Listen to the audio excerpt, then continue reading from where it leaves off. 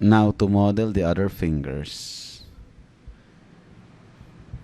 I'll turn on the face selection. I'll select this portion of this index finger that I've modeled earlier. I'll just select that portion. I'll go to Edit, Mesh, and then this time I will choose Duplicate. Edit Mesh and Duplicate. So it will duplicate the selected faces. I'll switch to the Move tool. And then from there I can see that the mesh is already there. I will just switch back to my tool settings, reset the tool so that I can see the Move tool at the center of that new polygon or faces.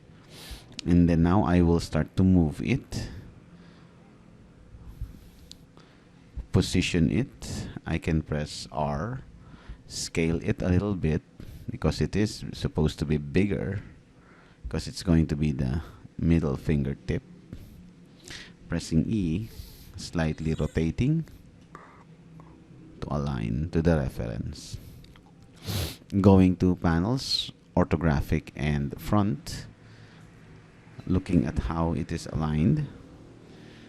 E, rotating it carefully. W, dragging it here. There. So now I have created the middle finger. Panels, orthographic. Once more, going back to the palm, I can shift click drag to duplicate that immediately, and I can press R, rescale a little bit to shrink, to resize. Panels, orthographic and front, to see the angle. W, where is it? There. So far the angle is correct, location is fine. So the next thing is switching to panels, orthographic and back. That's the ring finger. Okay. Then I'll switch to shift and drag to create the pinky. Raising it up, I can see the pinky clearly at the back view. Pressing R, scale carefully, W, adjust. So now going back to panels, orthographic and left for the palm, carefully moving. E, rotation tool.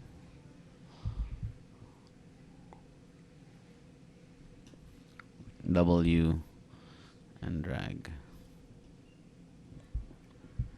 E and drag. W, move. Move a little. So now I have all of these. So to put them together, what I will do next is I will first select all of these and I will combine them as one. So now these fingertips have been combined.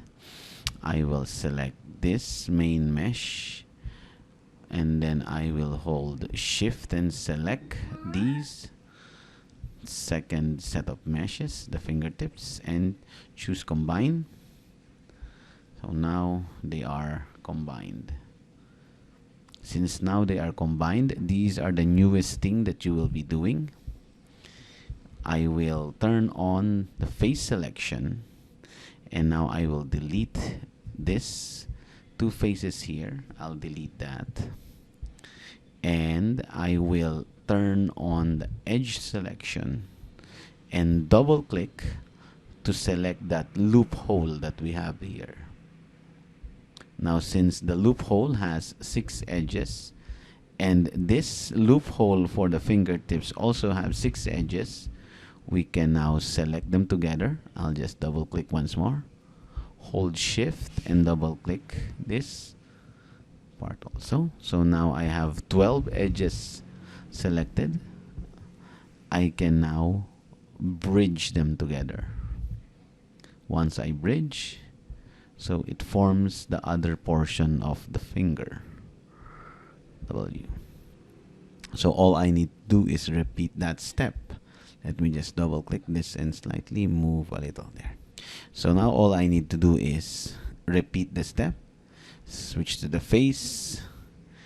Select these 2 faces that are blocking. Delete that. Switch to the edge selection. Double click this loophole here.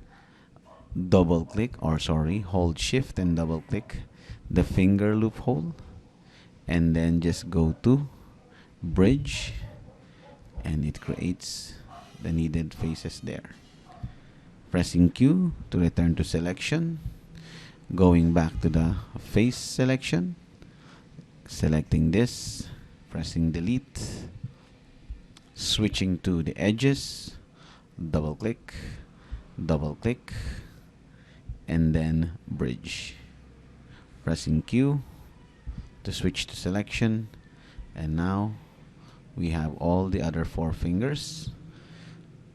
I'll go back and look at the reference. So far it is following the reference. Panels orthographic at the front, panels orthographic at the side. Yes, I can slightly, of course, move, but of course the other side of the reference will be affected, so accuracy with regards to the references is not that much required. The important thing is the polygons are established, because this is only the hand base. So the next part, we will model the thumb, and I'll see you on that lesson.